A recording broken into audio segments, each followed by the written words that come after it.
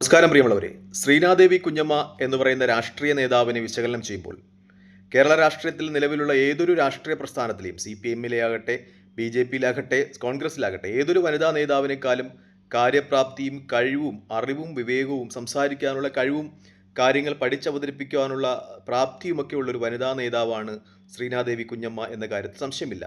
ഒരുപക്ഷെ അവർ CPI വിട്ട് കോൺഗ്രസിൽ ചേർന്നത് ഈ അടുത്ത കാലത്തായതുകൊണ്ടാണ്. അതായത് നിയമസഭാ ഇലക്ഷൻ തൊട്ട് മുമ്പായതുകൊണ്ടാണ് ഒരുപക്ഷെ അവർ നിയമസഭാ തെരഞ്ഞെടുപ്പിൽ കോൺഗ്രസിൻ്റെ സ്ഥാനാർത്ഥി ലിസ്റ്റിൽ പരിഗണിക്കപ്പെടാതെ പോയത്. വരുന്ന ഇലക്ഷനുകളിൽ അവർ പരിഗണിക്കപ്പെടും.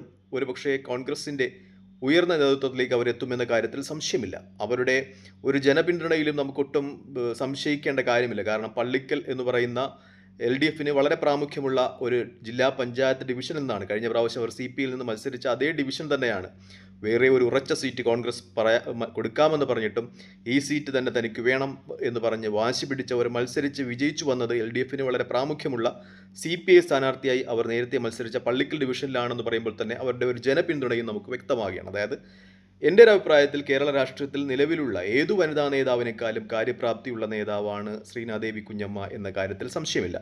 ഇനി നമ്മൾ രാജൻ ജോസഫ് എന്ന് പറയുന്ന മാധ്യമ പ്രവർത്തകൻ, അദ്ദേഹത്തെ മാധ്യമ പ്രവർത്തകൻ എന്ന് വിശേഷിപ്പിക്കുവാൻ കഴിയുമോ എന്ന് എനിക്കറിയില്ല. കാരണം ഒരു യൂട്യൂബ് ചാനലും ഒരു Gmail അക്കൗണ്ടുമുള്ള ആർക്കും ഒരു യൂട്യൂബറായി അവർക്ക് മാധ്യമ പ്രവർത്തനം തുടങ്ങുവാനുള്ള സ്വാതന്ത്ര്യം നമ്മുടെ രാജ്യം അനുവദിക്കുന്നതുകൊണ്ട് മാധ്യമ പ്രവർത്തകൻ എന്ന് പറഞ്ഞ് യൂട്യൂബിൽ രാഷ്ട്രീയ വീഡിയോകളിടുന്ന രാജൻ ജോസഫ്, അദ്ദേഹത്തെ സംബന്ധിച്ചിടത്തോളം അദ്ദേഹത്തിൻ്റെ നാക്ക് PC ജോർജിൻ്റേതുപോലെ കക്കു സമാനമാണ്. എന്തൊക്കെയോ വിളിച്ചു പറയുന്നു എന്ന അതിനപ്പുറം അദ്ദേഹത്തിന് എന്തെങ്കിലും മാധ്യമ സംസ്കാരമോ അല്ലെങ്കിൽ അദ്ദേഹത്തിന് ജേർണലിസ്റ്റിൽ പാരമ്പര്യമുണ്ടോ ഒന്നും എനിക്കറിയില്ല. കാരണം അദ്ദേഹത്തിൻ്റെ ഫേസ്ബുക്ക് പോസ്റ്റൊക്കെ നോക്കുമ്പോൾ അദ്ദേഹം വലിയ ഒരു മാധ്യമ പ്രവർത്തകനായിരുന്നു എന്ന് അദ്ദേഹം സ്വയം അവകാശപ്പെടുന്നുണ്ട്. ഈ രാജൻ ജോസഫ് എന്ന് പറയുന്ന ഈ യൂട്യൂബർ അദ്ദേഹം പ്രശസ്തനാകുന്നത് ശ്രീനാദേവി കുഞ്ഞമ്മയെ ചേർത്തുള്ള അപസർപ്പ കഥകൾ പ്രചരിപ്പിച്ചുകൊണ്ടാണ് എന്നതാണ് യാഥാർത്ഥ്യം. ശ്രീനാദേവി കുഞ്ഞമ്മ, ഷാഫി പറമ്പിൽ, അതുപോലെ രാഹുൽ മാങ്കൂട്ടം എന്നിവരെ പറ്റിയുള്ള വൃത്തികെട്ട വാക്കുകൾ ഉപയോഗിച്ചുകൊണ്ടുള്ള വീഡിയോകളാണ് ഈ രാജൻ ജോസഫ് എന്ന് പറയുന്ന വ്യക്തിത്വത്തെ പ്രശസ്തനാക്കുന്നത്. ഇനി അദ്ദേഹം തന്നെ അവകാശപ്പെടുന്നത്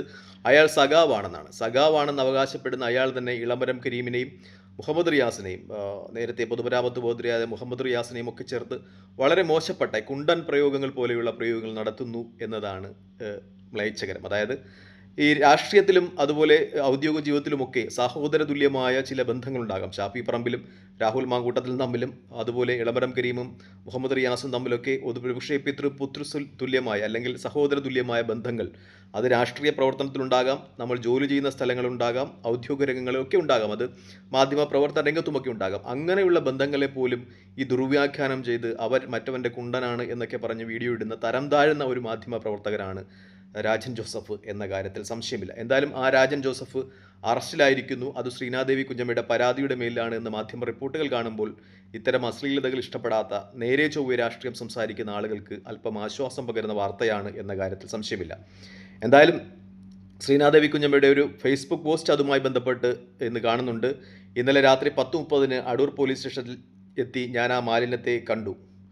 ക്ലോസറ്റ് സൗകര്യമുള്ള ലോക്കപ്പുറിയിൽ തന്നെ സമാനമായ വായോടുകൂടി അയാൾ നിലത്ത് ഇരിപ്പുറപ്പിച്ചിട്ടുണ്ട്. 2 വാക്കുകൾ സംസാരിച്ചു, പരിചയപ്പെട്ടു, തിരികെ പോന്നു എന്നാണ് ശ്രീനാദേവി കുഞ്ഞമ്മ ഇയാളുടെ അറസ്റ്റുമായി ബന്ധപ്പെട്ടുള്ള കുറിപ്പിൽ സൂചിപ്പിക്കുന്നത്. എന്തായാലും ശ്രീനാദേവി കുഞ്ഞമ്മ രാജൻ ജോസഫ് അറസ്റ്റ് ചെയ്ത് അടൂരിലെ ജയിലിൽ കിടക്കുന്നത് പോയി കണ്ടു എന്നാണ് പറയുന്നത്. അവരുടെ കുറിപ്പ് തുടരുന്നുണ്ട്. ഇന്നലെ ലോക്കപ്പിൽ നിലത്ത് കിടന്നുറങ്ങി എന്നറിയുന്നു. ഉറക്കം സുഖമായിരുന്നു എന്ന് വിശ്വസിക്കുന്നു. അടൂരിൽ സുഖക്കുറവുണ്ടെങ്കിൽ പരിഹരിക്കപ്പെടും. പത്തനംതിട്ട ബോർഡർ കടന്നാൽ രാജൻ്റെ സുഖകരമായ അക്കോമഡേഷൻ നമ്മൾ ഉറപ്പിക്കുക തന്നെ ചെയ്യും എന്ന് ശ്രീനാദേവി കുഞ്ഞമ്മ അടിവരയിട്ട് പറയുന്നു. അതായത് രാജൻ ജോസഫ് സൂക്ഷിക്കേണ്ടതുണ്ട് എന്ന് തന്നെയാണ്. ഈ രാജൻ ജോസഫിനെ പറ്റി പറയേണ്ടത്, പലർക്കും വ്യത്യസ്തമായ രാഷ്ട്രീയ അഭിപ്രായങ്ങളുണ്ടാകും. ഒരു കുടുംബത്തിൽ തന്നെ പലർക്കും വ്യത്യസ്തമായ രാഷ്ട്രീയ വീക്ഷണങ്ങളുണ്ടാകും. അതിൻ്റെ അടിസ്ഥാനത്തിൽ രാഷ്ട്രീയ പാർട്ടികളെയും പ്രസ്ഥാനങ്ങളെയും നേതാക്കന്മാരെയും ഒക്കെ വിമർശിക്കും. പക്ഷേ ഈ ആരോപണങ്ങളൊക്കെ സഭ്യമായിരിക്കണം. എത്ര വലിയ മാധ്യമ പ്രവർത്തകനായാലും എന്തൊക്കെ പറഞ്ഞാലും ഈ കക്കൂസ് വായോടുകൂടിയുള്ള ഇത്തരം പ്രയോഗങ്ങൾ അത് ഒരിക്കലും അംഗീകരിക്കപ്പെടുവാൻ പ്രയാസമാണ്. വായിൽ തോന്നി എന്തെങ്കിലും വിളിച്ചു പറയുക, എന്നിട്ട് സ്വയം താൻ ഏതോ വലിയ മാധ്യമ പ്രവർത്തകനാണെന്ന് വിശേഷിപ്പിക്കുക, താൻ ഏതോ വലിയ സാമൂഹ്യ പരിഷ്കരണം ചെയ്യുകയാണ് എന്ന രീതിയിലാണ് രാജൻ ജോസഫിൻ്റെ ഓരോ പോസ്റ്റും പ്രകടനങ്ങളുമൊക്കെ. താൻ അതൊക്കെ അഴിമതിക്കെതിരെയൊക്കെ വലിയ രീതിയിൽ പ്രതികരിക്കുന്നു, അതുകൊണ്ടാണ് താൻ ഇങ്ങനെയൊക്കെ വിളിച്ചു പറയുന്നത് എന്ന രീതിയിലാണ് അദ്ദേഹത്തിൻ്റെ ഒരു പ്രതികരണമൊക്കെ കാണുമ്പോൾ നമുക്ക് വ്യക്തമാകുന്നത്. പക്ഷേ ഒരു സാമൂഹ്യ പശ്ചാത്തലത്തിൽ അത് വീക്ഷിക്കുന്ന ഒരു വ്യക്തിക്ക് മനസ്സിലാകുന്ന രാജൻ ജോസഫ് ചെയ്യുന്ന ഒരു കാര്യങ്ങളും ശരിയല്ല. കാരണം അത്രത്തോളം മ്ലേച്ഛമായ ഭാഷയാണ് ഉപയോഗിക്കുന്നത്. പ്രത്യേകിച്ചും സ്ത്രീത്വത്തിനൊക്കെ എതിരെ നേരത്തെയും ഈ രാജൻ ജോസഫ് ശ്രീനാദേവി കുഞ്ഞമ്മ ഏറ്റുമുട്ടലുകൾ ഉണ്ടായിരുന്നതാണ്.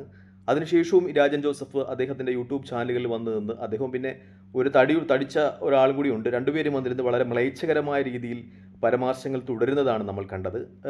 രാജൻ ജോസഫിനെ പോലെയുള്ള ഒരു യൂട്യൂബർക്ക് അദ്ദേഹം സ്വയം അവകാശപ്പെടുന്നത് താൻ ഏതോ വലിയ സാമൂഹിക പരിഷ്കർത്താവാണ്, തൻ്റെ സേവനങ്ങൾ സമൂഹത്തെ ഉദ്ധരിക്കുന്നുണ്ട്, സമൂഹത്തിൽ പല മാറ്റങ്ങൾ കൊണ്ടുവരുന്നുണ്ടെന്നൊക്കെയാണ്.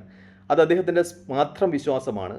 മൂന്നാമതൊരാൾ ഇത് കേട്ടുകൊണ്ടിരിക്കുമ്പോൾ അത്തരം പദപ്രയോഗങ്ങൾ മാലിന്യമായി തന്നെയാണ് തോന്നുന്നത്. നേരത്തെ PC ജോർജിനോട് എങ്ങനെയാണോ കേരള സമൂഹത്തിൻ്റെ ഒരു പ്രതികരണം ഉണ്ടായത്, അതുപോലെ സമൂഹത്തിൽ അന്തഃഛിദ്രത ഉണ്ടാക്കുന്ന രീതിയിലുള്ള പ്രതികരണങ്ങളായി തന്നെയാണ് രാജൻ ജോസഫിൻ്റെയും ഒരു യൂട്യൂബ് വീഡിയോകളൊക്കെ നമ്മൾ വീക്ഷിക്കുന്നത്. പ്രത്യേകിച്ചും PC ജോർജ് അത് മതസ്പർദ്ധയാണ് ഉണ്ടാക്കിയതെങ്കിൽ ഇവിടെ രാഷ്ട്രീയ സ്പർദ്ധയാണ് ഉണ്ടാക്കുന്നത് എന്നതാണ് യാഥാർത്ഥ്യം. രാജൻ ജോസഫ് സ്വയം അവകാശപ്പെടുന്നത് താനൊരു സഖാവാണ് എന്നാണെങ്കിൽ പോലും മിക്കപ്പോഴും CPMൻ്റെ നേതാക്കന്മാരെ ഞാൻ നേരത്തെ പറഞ്ഞതുപോലെ ഇളമടം കരീമിനെയൊക്കെ വളരെ മ്ലേച്ഛമായ ഭാഷയിൽ തന്നെ അദ്ദേഹം വിമർശിക്കുന്നുണ്ട് എന്നതാണ് യാഥാർത്ഥ്യം. മിക്കപ്പോഴും ചില ആളുകളൊക്കെ പറയുന്നത് അദ്ദേഹം രണ്ടടിച്ചിട്ടൊക്കെയാണ് ഇരുന്ന് വീഡിയോ ചെയ്യുന്നതാണ്. അത് ഓരോരുത്തരുടെയും വ്യക്തിപരമായ ഇഷ്ടമാണ്. ചിലർക്ക് മദ്യപിച്ചാൽ മാത്രമായിരിക്കും ഒരു ക്രിയേറ്റിവിറ്റി പുറത്തു വരിക.